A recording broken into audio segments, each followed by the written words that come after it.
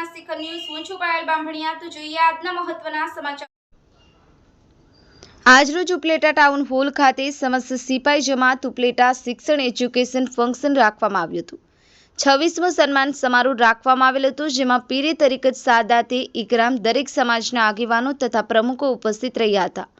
સર્વે પ્રમુખ તથા આગેવાનોને પુષ્પગુચ્છ આપી સન્માન કરવામાં આવ્યું હતું અને સ્ટેજ ઉપર સ્થાન આપવામાં આવ્યું અને સર્વેના હાથો બાળકોનું ઇનામ આપી તેમનું મનોબળ વધારવામાં આવ્યું।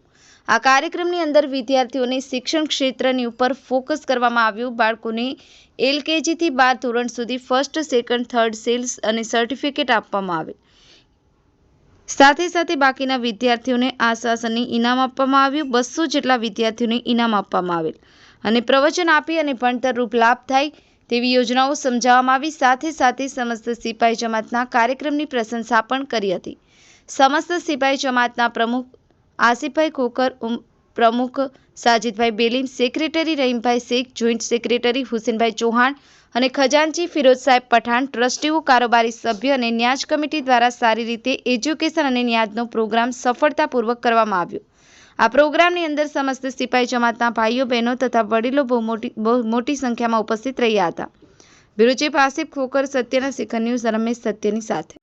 હું આદિલ બેલીમ, સમસ્ત સિપાઈ જમાતના યંગ કમિટીનો મેમ્બર અને અમે 26મો શૈક્ષણિક સમારોહ સમસ્ત સિપાઈ જમાત ઉપલેટાની અંદર યોજ્યો હતો। તેમની અંદર 200 કરતાં પણ વધારે વિદ્યાર્થીઓનું સન્માન કર્યું અને તેના શૈક્ષણિક કાર્યોની અંદર કર્યા અને એના ઉપરાંત ઘણા બધા મહેમાનો અમારા બહારના આવી અને તેને બાળકોને પ્રોત્સાહન કર્યા અને એ ઉપરાંત અમારા હોદ્દેદારો, માજી હોદ્દેદારો અને ટ્રસ્ટીઓ સૌનો આવકાર કર્યો અને ઉપલેટા ખાતે આ ફંક્શન એક સફળ થયો।